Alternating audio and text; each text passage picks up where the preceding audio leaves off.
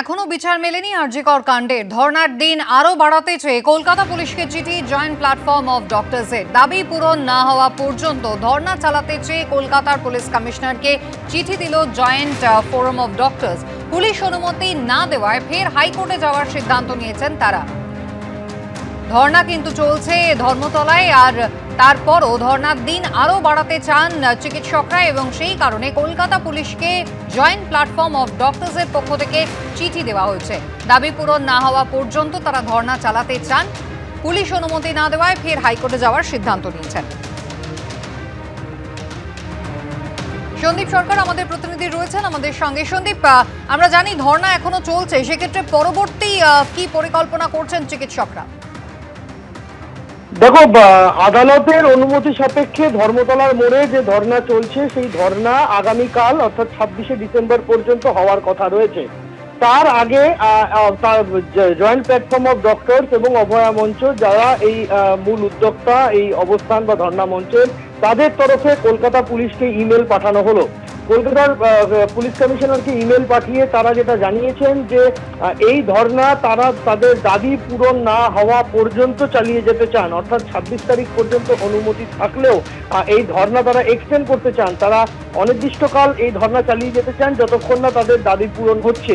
এই মর্মে কলকাতা পুলিশের কমিশনারকে তারা একটি ইমেল পাঠিয়েছিলেন এবং সেই ইমেলের জবাবে কলকাতা পুলিশ স্পষ্টভাবে পাল্টা মেল পাঠিয়ে জানিয়ে দিয়েছে ডক্টরদের যে কোনোভাবেই হাইকোর্টের যে অনুমতি রয়েছে তার বাইরে এই জায়গায় যে অস্থায়ী মঞ্চ তাদের রয়েছে সেই মঞ্চ রাখতে দেওয়া যাবে না, মঞ্চ খুলে নিতে হবে 26 তারিখের পরে। এই মর্মে কলকাতা পুলিশের তরফ থেকে পাল্টা ইমেল পাঠিয়ে দেওয়া হয়েছে এবং বিষয়টি জানানো হয়েছে জয়েন্ট প্ল্যাটফর্ম অফ ডক্টরসের সদস্যদের, যার অর্থ হচ্ছে যে 26 তারিখের পরেও অনির্দিষ্টকাল দাবি না মেটা পর্যন্ত ধর্না চালিয়ে যাওয়ার আর্জি জানালেও কলকাতা পুলিশ তাতে আমল দিল না এবং কলকাতা পুলিশ স্পষ্ট জানিয়ে দিল যে 26 তারিখের পরে এই ধর্মতলার মোড়ে এই অস্থায়ী মঞ্চ আর রাখা যাবে না।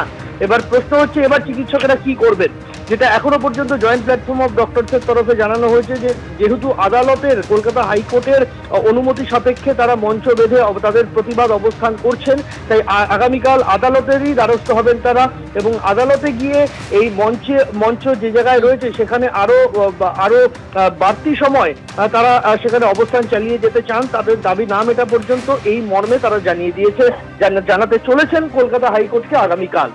ধন্যবাদ।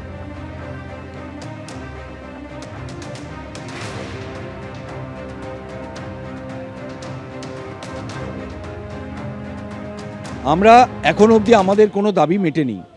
আমরা chief secretary government of west বেঙ্গলকে জানিয়েছি আমাদের দাবি, আমরা ডিরেক্টর অফ সিবিআইকে জানিয়েছি আমাদের দাবি।